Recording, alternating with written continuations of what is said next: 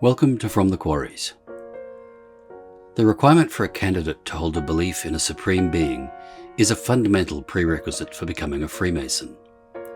While there are exceptions, such as the Grand Orient in France, where for a number of historical reasons beyond the scope of tonight's paper this is not the case, belief in deity is central to the Freemasonry, which has descended from the establishment of the Grand Lodge in England in 1717. Charges in the craft make reference to either irreligious libertines or stupid atheists, or both, when discussing this requirement. Tonight's anonymous paper, dating from 1932, explores this topic more fully and comes up with some insightful reflections on its true meaning. I hope you enjoy it. Good evening and welcome to tonight's presentation, From the Quarries, an archive of Masonic lore.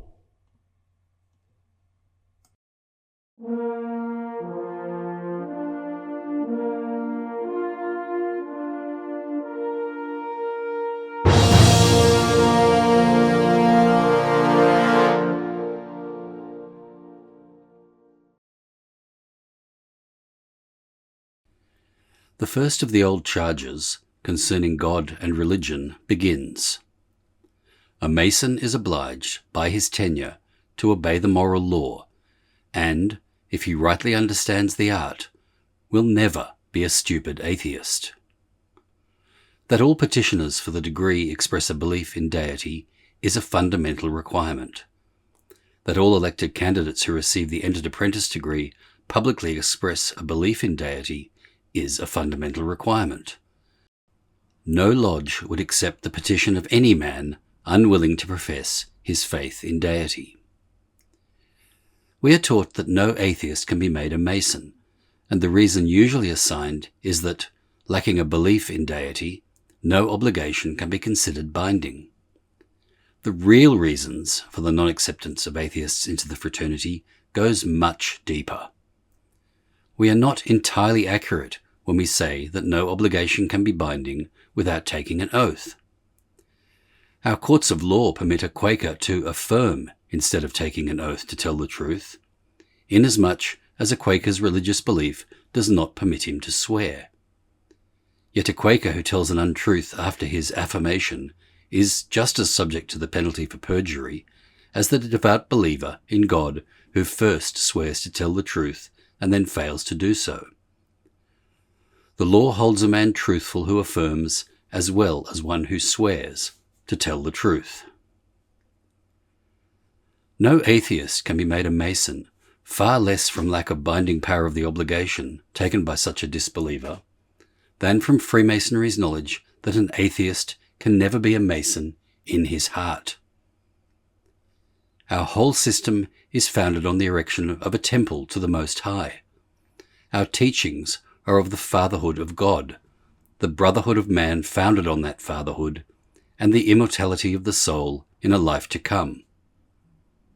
A disbeliever in all these could, by no possible chance, be happy or contented in our organization.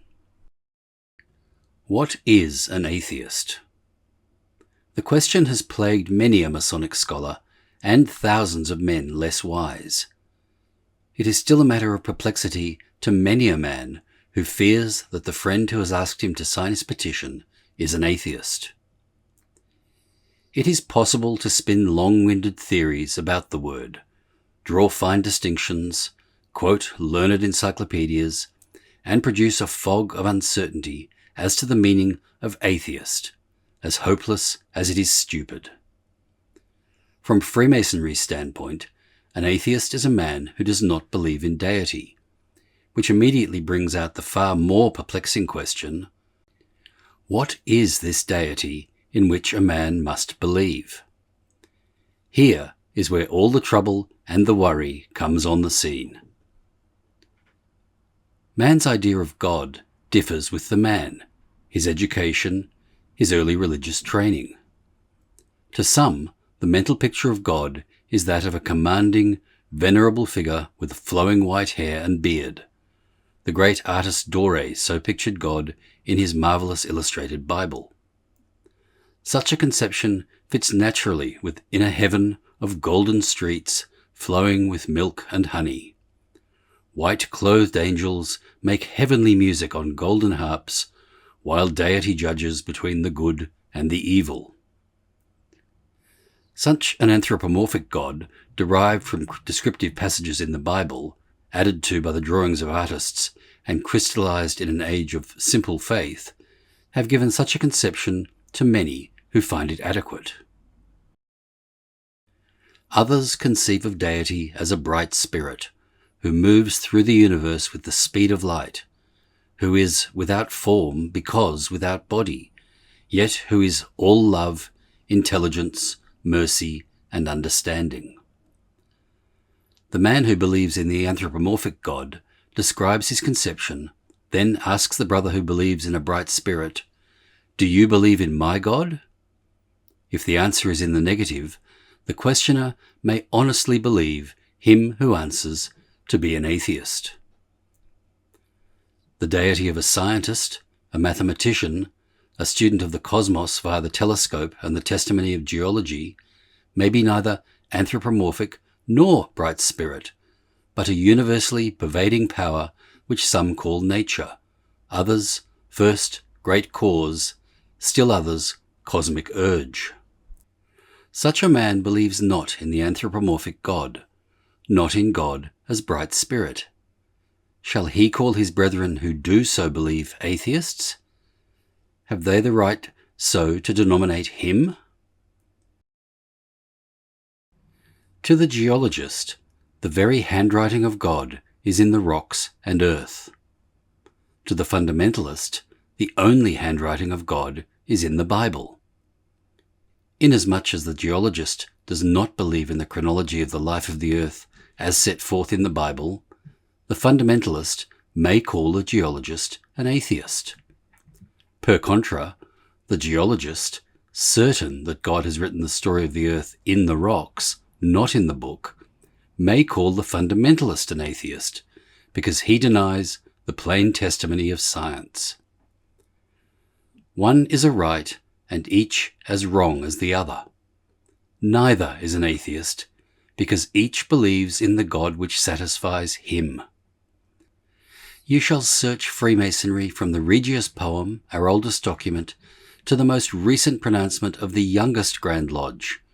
You shall read every decision, every law, every edict of every Grand Master who ever occupied the exalted East, and nowhere find a ukase that in any brother must believe in the God of some other man.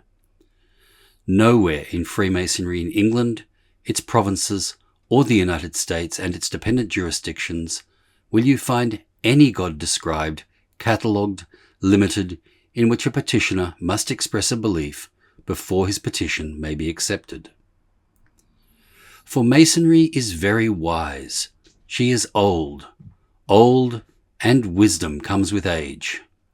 She knows, as few religions and no other fraternity has ever known, of the power of the bond which lies in the conception of an unlimited God. A witty Frenchman was asked once, "Do you believe in God?" He answered, "What do you mean by God? Nay, do not answer, for if you answer, you define God. A God defined is a God limited, and a limited God is no God." From Freemasonry's gentle standpoint, a God defined and limited is not the great architect of the universe. Only God unlimited by definition, God without metes and bounds, God under any name, by any conception, is the fundamental concept of the fraternity, and to believe in whom is the fundamental requirement for membership. In her Fellowcraft degree, Freemasonry teaches the importance of logic. It is perfectly logical to say that the finite cannot comprehend the infinite, a truism as exact as to say that light and darkness cannot exist in the same place at the same time, or that sound and silence cannot be experienced at the same moment.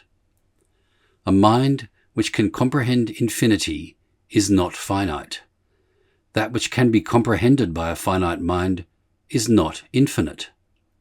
Therefore, it is logical to say that no man can comprehend God, since the only mind he has is finite. But if a man cannot comprehend God, in whom must he express a belief in order to become a Freemason?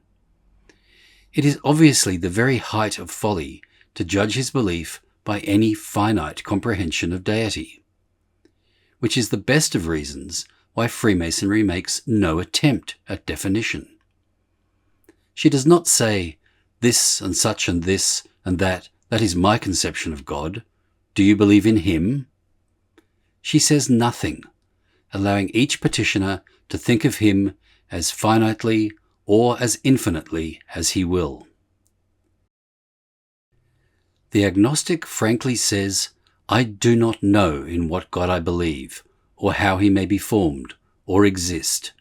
I only know that I believe in something. Freemasonry does not ask him to describe his something. If it is to him that which we named God, no matter how utterly different from the God of the man who hands in the petition, Freemasonry asks nothing more. He must believe. How he names his God, how he defines or limits him, what powers he gives him, Freemasonry cares not. It is probable that the majority of those who profess atheism are mistaken in their reading of their own thoughts.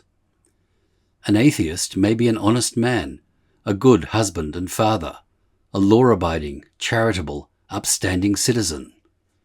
If so, his whole life contradicts what his lips say. In the words of the poet, he lives by the faith his lips deny, God knoweth why. Many a man has reasoned about faith, heaven, infinity, and God until his brain reeled at the impossibility of comprehending the infinite with the finite, and ended by saying in despair, I cannot believe in God. Then he has taken his wife or his child in his arms, and there found happiness, completely oblivious to the most profound, as the most simple of fact of all faiths and all religions. Where love is, there also is God. But Freemasonry does not go behind the spoken or written word. With a full understanding that many a man who defiantly denies the existence of God is actually not an atheist in his heart, our order nevertheless insists upon a plain declaration of belief. There is no compromise in Freemasonry. Her requirements are neither many nor difficult, but they are strict. Having accepted the declaration, however, Freemasonry asks no qualifying phrases, nor should any of us question a declaration. It is not for us to let our hearts be troubled because a petitioner's conception of deity is not ours. It is not for us to worry because he thinks of his God in a way which would not satisfy us. Freemasonry asks only for a belief in a deity, unqualified, unlimited, undefined. Her sons cannot, fraternally, do less. When the Great Schism in Freemasonry ended in 1813, and the two rival Grand Lodges, the moderns, who were the older, and the ancients, who were the younger schismatic body, came together on a St. John's Day to form the United Grand Lodge, they laid down a firm foundation on this point for all time to come. It was later declared to all by this, the primary Mother Grand Lodge of all the Masonic world. Let any man's religion or mode of worship be what it may, he is not excluded from the order, provided he believes in the glorious architect of heaven and earth, and practices the sacred duties of morality. What a Mason thinks about the glorious architect, by what name he calls him, how he defines or conceives of him, so far as Freemasonry is concerned, may be a secret between deity and brother, kept forever in his heart.